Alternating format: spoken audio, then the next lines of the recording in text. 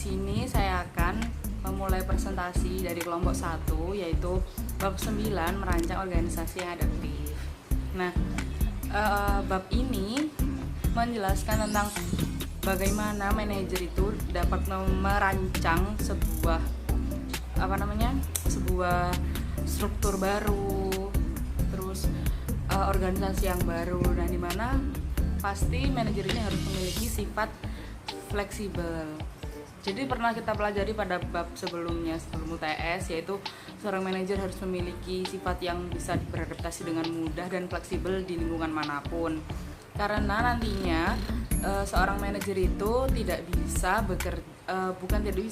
dia itu tidak selamanya bekerja pada satu organisasi. Nah, pasti dia tuh dapat dipindahkan ke organisasi yang lain atau ke perusahaan-perusahaan yang lain. Jadi dia harus dengan mudah memiliki sifat adaptasi atau fleksibel terhadap lingkungannya. Seperti yang sudah kita pelajari pada bab-bab sebelumnya, bahwa fungsi dasar manajemen itu ada 4 kan. Nah, di sini akan kita bahas 1, yaitu pengelolaan.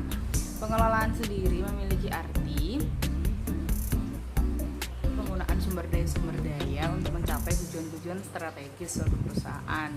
Maksudnya, jadi di dalam pengelolaan atau organizing sendiri itu perusahaan harus memisah-misah departemen-departemen yang sesuai dengan bidangnya, serta dilengkapi dengan staf-staf di dalamnya, dan wewenang-wewenang apa yang dapat dilakukan oleh staf-staf tersebut dalam sebuah organisasi.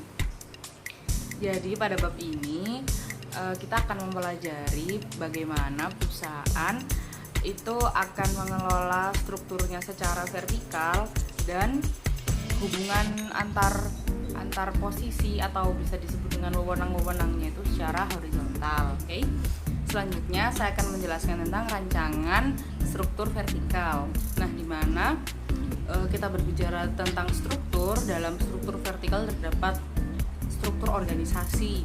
Nah, struktur organisasi itu kenapa harus ada sih di dalam sebuah organisasi? Karena di situ akan menjelaskan di mana posisi rekan-rekan, maksudnya jadi di dalam struktur organisasi nanti juga terdapat peta organisasi, di mana peta organisasi akan menjelaskan garis-garis wewenang rekan-rekan dalam sebuah organisasi, yang nantinya di situ juga akan mencakup seluruh anggota organisasi. Nah, jadi di situ kita bisa tahu nih posisi kita tuh di mana, atasan kita siapa, bawahan kita siapa, dan kita harus melakukan pelaporan kepada siapa, seperti itu. Selanjutnya saya akan menjelaskan apa saja yang akan terdapat di pengelolaan struktur vertikal. Nah, di pengelolaan struktur vertikal terdapat 3 poin penting, yaitu spesialisasi kerja, terus ada rantai perintah, dan ruang lingkup manajemen. Nah, spesialisasi kerja itu merupakan pembagian tugas-tugas secara spesifik ke dalam departemen-departemen, yang nantinya di situ juga terdapat staf-staf khusus yang akan menyelesaikan pekerjaan-pekerjaan tersebut secara efektif dan efisien. Nah, kenapa diperlukan spesifikasi kerja dalam sebuah organisasi? Agar di dalam sebuah organisasi ini tugas-tugas yang seharusnya dikerjakan oleh orang lain itu akan terstruktur secara rapi. Jadi manajer itu hanya membagi-bagi tugas tersebut kepada orang yang ahli, seperti itu gunanya spesifikasi kerja. Contoh dari spesialisasi kerja sendiri sudah pernah saya temui, yaitu saat saya bersama UPKM Entrepreneur Club berkunjung ke PT AIS Mojokerto.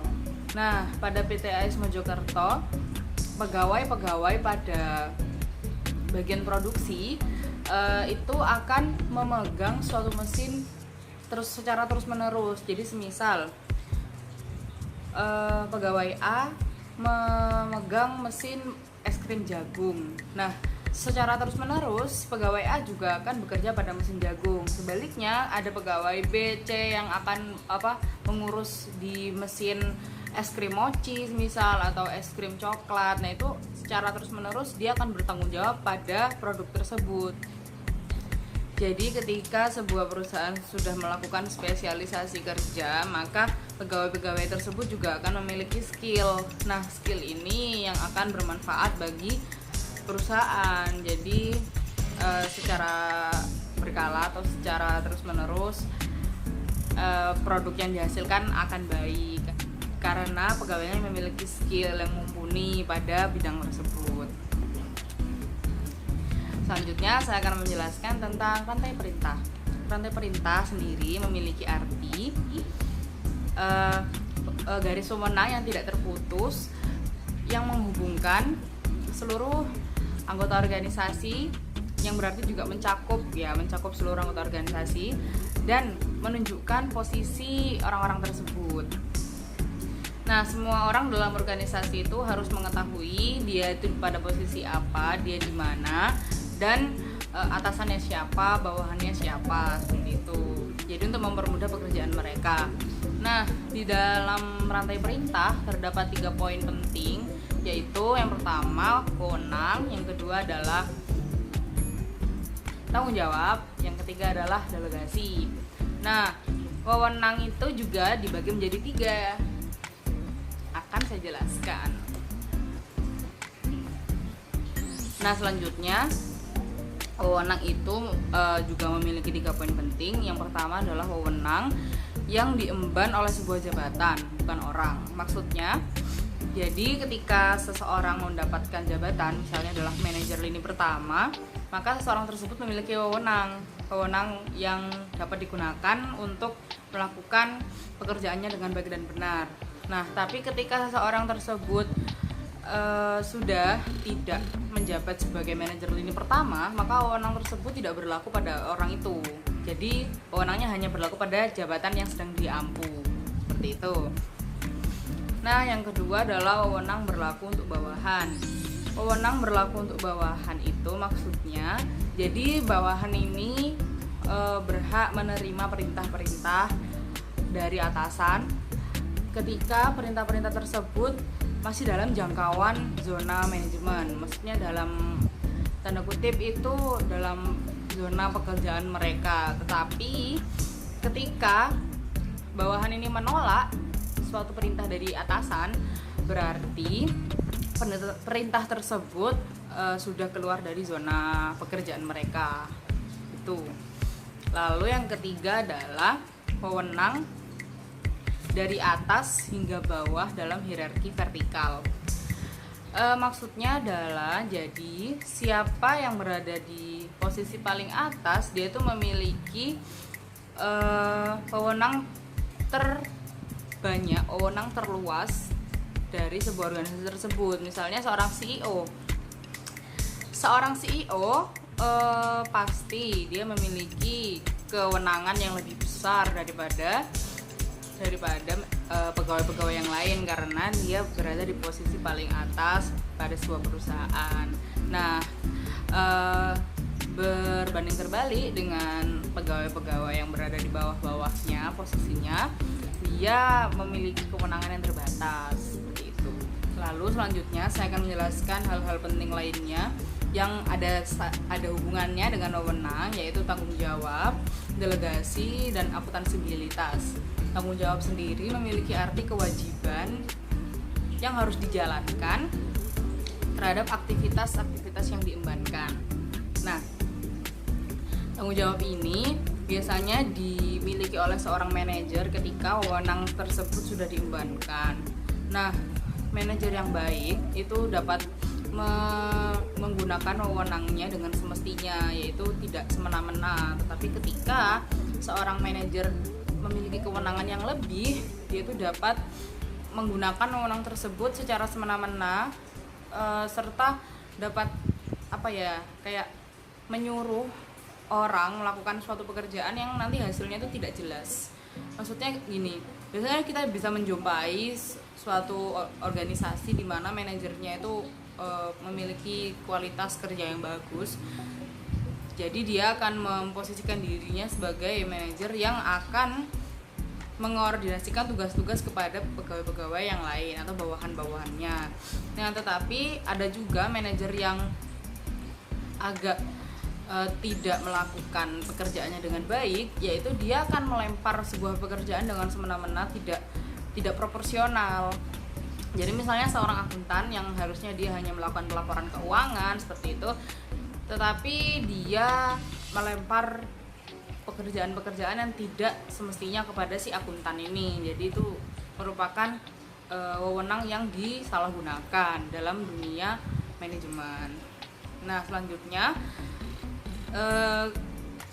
kita akan berbicara tentang akuntansibilitas. Akuntansibilitas itu apa sih? Jadi akuntansibilitas itu merupakan sebuah aktivitas pelaporan yang dilakukan oleh seseorang kepada atasannya tentang aktivitas atau pekerjaan yang dilakukan oleh orang lain. Jadi seorang akuntan ini biasanya melakukan rekap hal-hal apa saja yang sudah dilakukan oleh seorang pekerja, serta mungkin pengeluaran apa saja yang dilakukan. Jadi nanti atasan juga bisa mengetahui dalam kurun waktu 6 bulan atau 12 bulan si pekerja ini sudah melakukan pekerjaan apa saja, mengeluarkan biaya berapa, seperti itu. Jadi semuanya akan dilaporkan secara jelas. Nah, konsep selanjutnya yang ada hubungannya dengan wewenang yaitu delegasi. Delegasi sendiri memiliki arti pelimpahan tugas wewenang-wewenang kepada anggota atau kepada jabatan-jabatan di bawah manajer dalam hierarki. Nah, contohnya itu seperti ini. Jadi seorang manajer itu kan harus melimpahkan tugas kepada orang lain secara spesifik kan. Maksudnya secara spesialisasi kerja yang sesuai dengan orang tersebut, sehingga pekerjaan-pekerjaan dapat berjalan dengan baik. Organisasi juga akan berjalan dengan baik. Nah, sebaliknya ketika manajer itu tidak melimpahkan tugas atau wewenang kepada orang lain yang sudah ada di bidangnya, dia itu akan menghambat suatu proses efektif dalam suatu perusahaan. Jadi dia akan menghalangi orang untuk berkreasi lah intinya. Jadi misalnya dalam suatu perusahaan, manajer ini memiliki banyak ini kan, banyak departemen, departemen produksi, departemen kreatif, departemen keuangan, dan lain-lain. Nah, manajer ini kan harus memiliki sifat kepercayaan yang tinggi kepada anggota organisasinya. Nah, ketika dia tidak mempercayai, maka dia kan akan menghalangi orang lain untuk melakukan pekerjaannya secara efektif. Nah, itu sangat tidak baik dan harusnya tidak boleh dilakukan pada sebuah organisasi, karena akan membuat organisasi tersebut tidak berjalan secara efektif dan efisien. Lalu kita kembali kepada wewenang lagi. Nah, kan tadi saya sudah menjelaskan ada 3 wewenang yang mana itu hubungannya dengan sebuah rantai hierarki. Nah, yang kedua ini saya akan membahas kewenangan lini dan kewenangan staf. Nah, kewenangan lini sendiri memiliki arti bentuk kewenangan yang dimiliki oleh seseorang secara resmi untuk mengawasi orang lain secara langsung.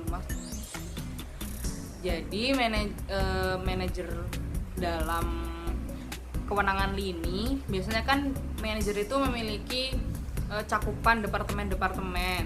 Nah, dalam departemen-departemen kan pasti memiliki staf khususnya kan, ahlinya yang ada dalam departemen itu. Nah, manajer ini dalam kewenangan lini memiliki kewenangan resmi untuk mengatur dan mengawasi. Nah, jadi dia memiliki hak penuh untuk mengatur dan meminta staf-staf khusus melakukan pekerjaannya. Sedangkan kewenangan staf, jadi dia itu berhak untuk memberi nasihat, memberi konsultasi kepada manajer lini di kewenangan lini. Maksudnya adalah kan staf atau ahli khusus dia kan memiliki keahlian di bidangnya. Nah, Misal nih pada suatu perusahaan air minum, presiden direkturnya meminta manajer untuk melakukan penelitian sumber air di pegunungan A.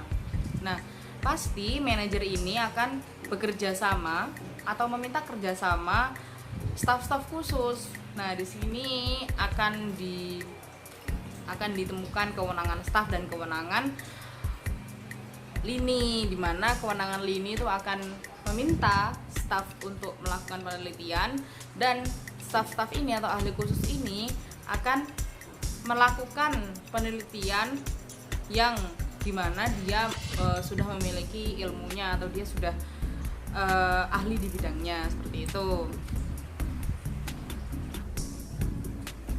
Jadi sekian presentasi dari saya.